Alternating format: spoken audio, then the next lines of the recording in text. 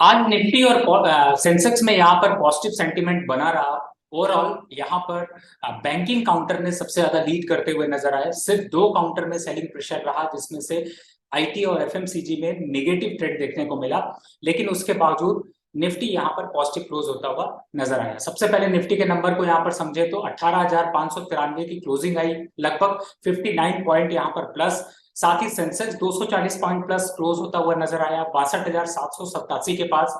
Bank Nifty में closing देखते हैं तो लगभग 163 पॉइंट प्लस 44,100 के पास क्लोज होते हुए नजर आए। ओवरऑल स्ट्रक्चर यहाँ पर देखते हैं तो निफ्टी के 25 स्टॉक जो हैं वो पॉजिटिव साइड से क्लोज होते हुए नजर आए और 24 स्टॉक ऐसे रहे जिन्होंने निगेटिव क्लोजिंग की। अब ओवरऑल टॉप लूजर और गेनर की एक बार बात कर लें तो निफ्टी 500 के अंदर ब्राइटकॉम में यहाँ पर 5% की गिरावट देखने को मिली और 19 रुपए 58 पैसे के पास क्लोज होता हुआ नजर आया। एजिस लॉजिस्टिक यहाँ पर निगेटिव क्लोज हुआ 4% के करीब, 318 रुपए की क्लोजिंग यहाँ पर देखने को मिली। साइंट में 4.5% की गिरावट रही, जो कि 1396 के पास क्लोज होता हुआ नजर आया। ओवरऑल निफ्टी 500 के अंदर आज डिफेंस काउंटर का जलवा रहा और उन्होंने यहाँ पर पॉजिटिव क्लोजिंग दी। मैस्डॉक खास तौर से देखते हैं तो लगभग 18% पॉजिटिव यहाँ पर 1000 के ऊपर का 986 का क्लोजिंग यहाँ पर होता हुआ नजर आया। कोचिंग शिपयार्ड 11.5% ऊपर और ओवरऑल जो सेंटीमेंट रहे वो पॉजिटिव यहाँ पर बनते हुए नजर आए।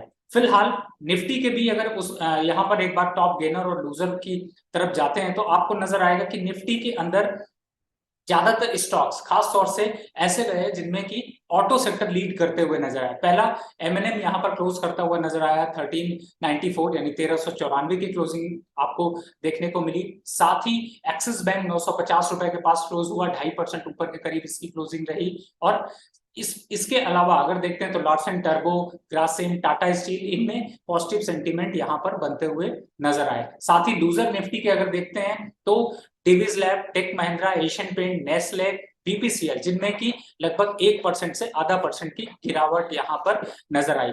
फिलहाल सपोर्ट और रेजिस्टेंस को अगर देखते हैं तो निफ्टी के यहाँ पर जो सपोर्ट हैं वो अब चेंज होते हुए नजर आए और बाइंग बायसनेस जो है वो अब अग्रेसिव तरीके से देखने को मिल रही है। ज्यादातर पुट साइड से ओआई जो डेवलप होते हुए नजर आए वो 18,500 और 18,400 पे रहे, यानी कि अब निफ्टी का रेजिस्टेंस 18,600 के ऊपर यानी कि 18,750 और 18,800 के लेवल पे आपको रेजिस्टेंस यहाँ पर बनते हुए नजर आए। फिलहाल टॉप किन स्टॉक से आपको दूरी रखनी है और किन स्टॉक से आपको बाइंग मोमेंटम बनाना है उसकी यहाँ पर एक बार चर्चा कर लेते हैं। तो सबसे पहले जो कि ऑटो सेक्टर ने यहाँ पर लीड किया है तो एमएनएम आप यहाँ पर अपने फोकस में रखें और बाइंग मोमेंटम के लिए रखें। कल के मार्केट सेशन में आपको ये 1420 के लक्ष्य दिखा सकता है, तो करंट आप यहाँ से करंट लेवल से बाय करके चल सकते हैं। दूसरे स्टॉक की बात करें तो एक्सिस बैंक आज भी टॉप गेनर रहा और साथ ही एक्सिस बैंक में अभी मोमेंटम ऊपर है, 1000 रुपए तक के लेवल मिल सकते हैं, तो आप इसको अपने बाइंग मोमेंटम में यहाँ पर शामिल कर सकते हैं। तीसरे स्टॉक की चर्चा करें तो सीमेंट सेक्टर से काफी अग्रेसिव बाइंग देखने को मिल रही है और ऐसे में इंडिया सीमेंट यहाँ पर अग्रेसिव तरीके से अपवर्ड ट्रेंड में है।